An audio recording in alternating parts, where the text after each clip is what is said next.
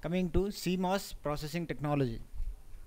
Okay, silicon semiconductor technology and overview. We'll see what all the steps are there in when you are processing something. Okay, in silicon. So first is wafer processing. Okay, next is oxidation, then epitaxy, then deposition, then ion implantation, then diffusion and fabrication steps. So these are the steps we'll see. Means these are the processes associated with the foundry people. Okay, so basic CMOS technology. There are two type of processes. You can say the N-well process and the P-well process. Fine. So this is about basic CMOS technology. Now layout design rules. Okay, so there are two types of layout design rules. Either basic CMOS technology, N-well process, P-well process, two interrupt processes also there, and silicon on insulator process or intrinsic state in a semiconductor. So this is fully pure. It is not we have not used any doping material to make it impure. So they are telling that silicon is a pure intrinsic state is a semiconductor. So the conductivity of the silicon can be varied over several orders of magnitude by introducing impurity atoms into the silicon crystal lattice. Okay, they are telling that if you want to vary the conductivity of the silicon, during that time what you do, you add some impurities in that silicon atom. Okay, in that silicon crystal lattice, and you can increase the conductivity. Okay. The silicon that contain the majority of donors electron is known as n-type semiconductors. So if the majority charge carriers are electron, then you can say that is n-type semiconductor. Silicon that contains majority of acceptor is known as p-type semiconductor. If the majority charge carriers are holes, or you can say acceptors, then during that time that is called as p-type semiconductor. Okay, then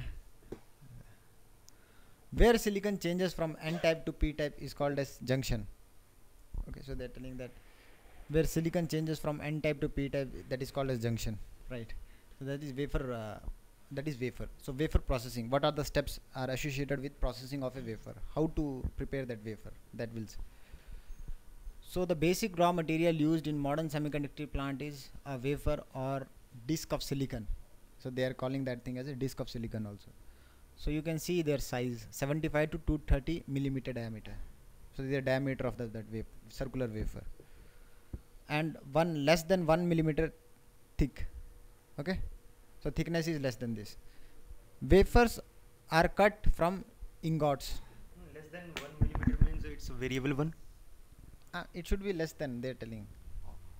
Variable one means? I mean, thickness play any roles? Can we make 0.5, yeah, 0.7? Thickness plays roles, but I don't know what are the fabrication issues are there.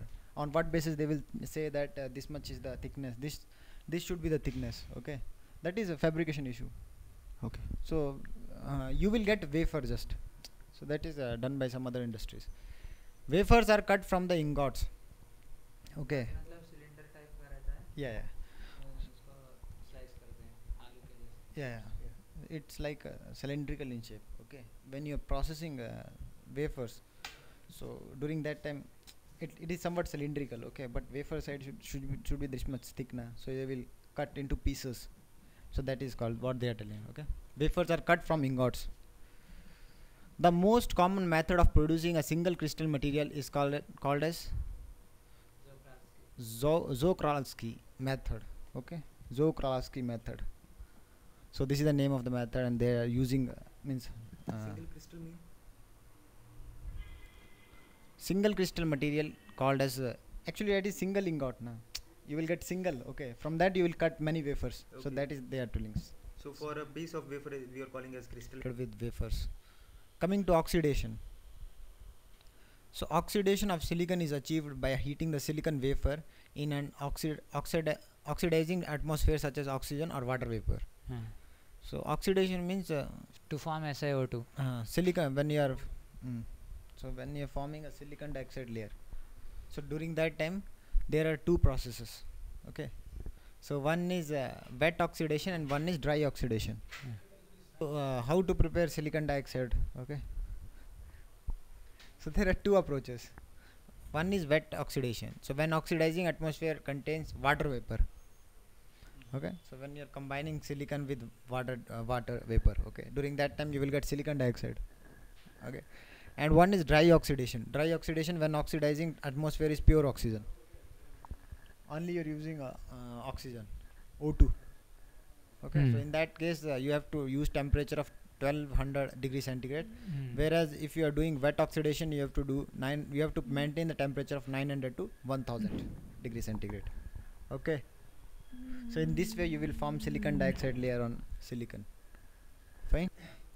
Depositions: evaporating dopant material onto the silicon surface followed by the thermal cycle, which is used to drive the impurities from the surface of the silicon into the bulk. Okay. So now they are adding some impurities inside silicon. Okay. So how they will do that thing? That process is called as depositions. From the top of the surface you have to embed these impurities inside the silicon of depth 0.5 millimeter or 1 millimeter, right? This is the thickness. So how you will drive that thing? So which is used to drive the impurities from the surface of the silicon into the